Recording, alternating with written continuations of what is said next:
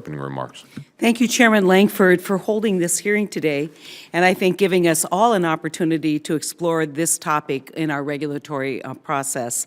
I'm interested in hearing from our witnesses today as we examine how regulatory enforcement is working on the ground to improve compliance, as we identify ways in which Congress and the administration can work together to improve compliance with our regulations. For our nation to be successful and safe, for our citizens to be able to work hard and provide for their families, we need a regulatory process that works for American business and American families. That means we need to have enforcement mechanisms to ensure everyone is playing by the same set of rules. To that end, fines, penalties, restitution orders, and other sanctions are critical tools that the government has at its disposal to achieve compliance and deter wrongdoers from violating federal laws and regulations. Without such tools, agencies have very little leverage in which to ensure the safety and health of our citizens and our environment. However, on the other side of the same coin, I believe that ensuring regulated agencies and entities have the necessary resources and information to be successfully comply with regulations should also be our top priority. In fact, we have these mechanisms to ensure compliance, and no one should feel like they're living in a gotcha world where they are unaware of what the requirements are and only fearful that the sheriff will show up and slap a big fine on when they didn't even know that they were that they had an obligation to comply with a regulation. So therefore, I'm also interested in learning how your agencies focus their energy and resources on compliance assistance programs and ensure that entities are aware of what those requirements are. Specifically, I would like to know how both of your agencies work with small business to ensure that regulatory requirements are clear, transparent, and accessible. I know that both of your agencies work very closely with SBA and their office to ensure that small business concerns are appropriately addressed and quickly addressed. So I look forward to hearing from both of you and hearing your insights as part of this all-important job that we have to do, which is to keep our citizens safe. Thank you, Mr. Chairman. As someone who, once upon a time when I was tax commissioner, had to write a penalty policy, I sympathize because frequently, if you just leave it up to the discretion without any kind of policy, what you get is a squeaky wheel gets the grease, and everybody else who's in exactly the same situation isn't treated fairly. If they say, well, I did it, so I'm going to pay the penalty. You know, we need to make sure that that doesn't happen. And so I would just suggest to you that people can be bitter if they find out, boy, I didn't get my penalty waived or reduced, but he did simply because he asked. And so I just set that out as one of the concerns. But my main reason for wanting to have this hearing and for how I look at this is penalties should be last resort. That should be the very end of enforcement. That should be the end of regulation. That should be reserved for those people who don't get it, who have done something that is in my opinion, fairly blatant, knowing that they have not been in compliance with the regulation. I was intrigued by the stakeholder discussions because I think compliance is why we have penalties. And you should all want, as agency heads, to walk in and never assess a penalty.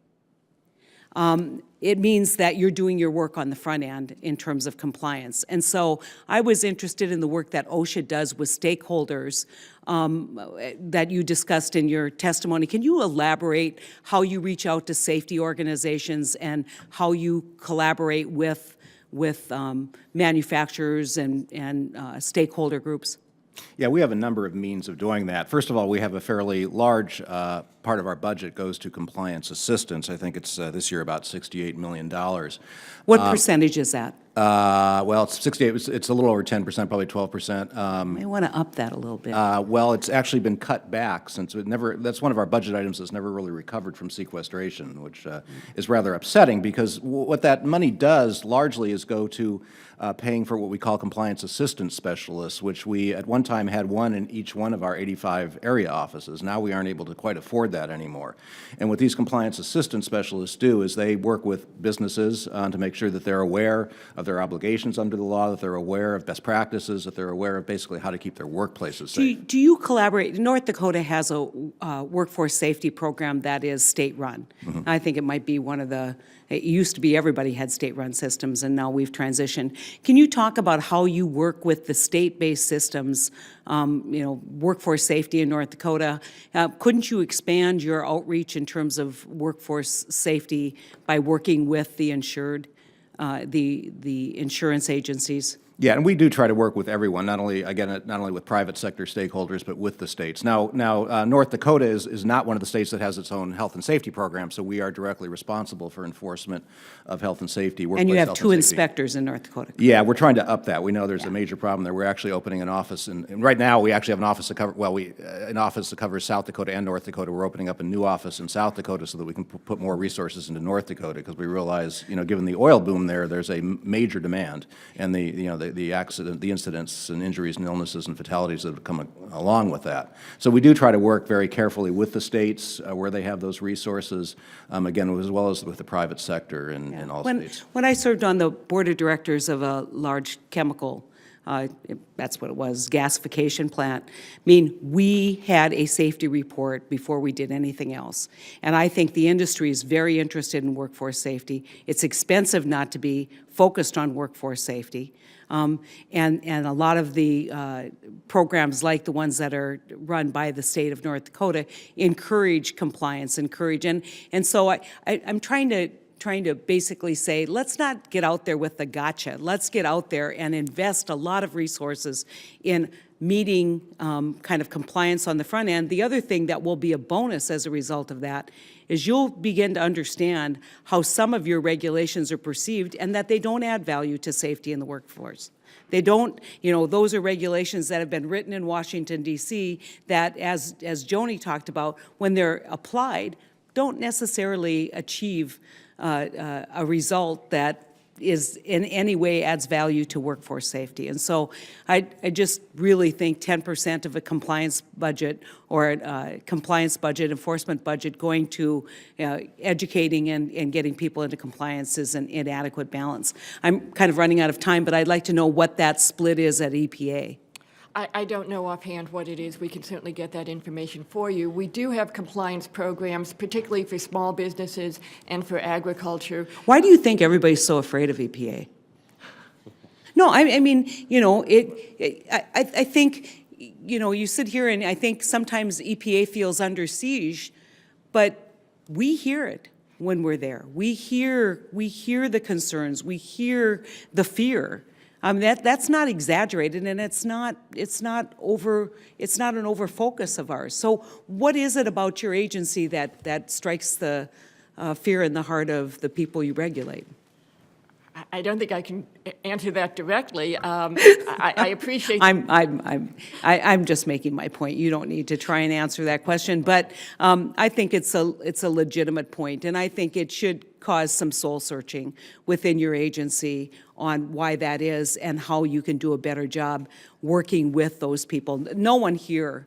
You can only look at what happened in Flint and realize how critically important it is what you do. And that you do what you do well. Flint is a reminder to all of us that we need these agencies. But the question becomes, how do we prevent this from happening, as Senator Peters talked about, but also how do we develop a better relationship long-term? And Senator, if I could correct one thing I said, I mentioned our $68 million for compliance assistance. Yeah. That's our federal compliance assistance budget for the services that I mentioned. We also have what I mentioned in my testimony, Right, which is our consultation budget, which goes totally to small employers, and that's about 50, I think it was it's $57 million, so that's added to the $68 million that I mentioned before. I'll follow up with some questions, and I am interested in what your plans are for the Dakotas. Sure. So, But, you know, when we have situations like that, we're always happy to look into them, but it sounds unlikely that there would be any kind of but I think what fines. we're asking is, let's say you see an extension cord that's located in a location where somebody could trip, that's obviously a hazard, you note it. Are you telling me because that's a violation, you have to assess a fine? We also have various means. We have other than serious fines where they can be very low. We have a quick fix where we can, if the employer fixes it right away, we can either minimize or in some cases eliminate the fine. So Yeah, that right there, stop. okay. You said eliminate the fine, so you do have discretion to not impose any fine. In based on- exceptional cases, in general, our law requires us to issue a fine when we find a violation, especially if it's a serious violation. But there are other than serious violations. Now, an extension cord, I mean, that is something that can cause fires, I know. electrocutions. It's not necessarily, I mean, people throw some things out, but they actually, when you look at them, when we look at the past history. No, I thought it was a good example, because it can be, in the wrong place, incredibly dangerous. But my point is, I would have to go back and take a look, because I am shocked that you could not waive a fine or a penalty in its entirety, given kind of the relationship and compliance and what did they know and lack of knowledge and severity. So we'll follow up. I've got to go vote and go to banking, so. Thank you. All right,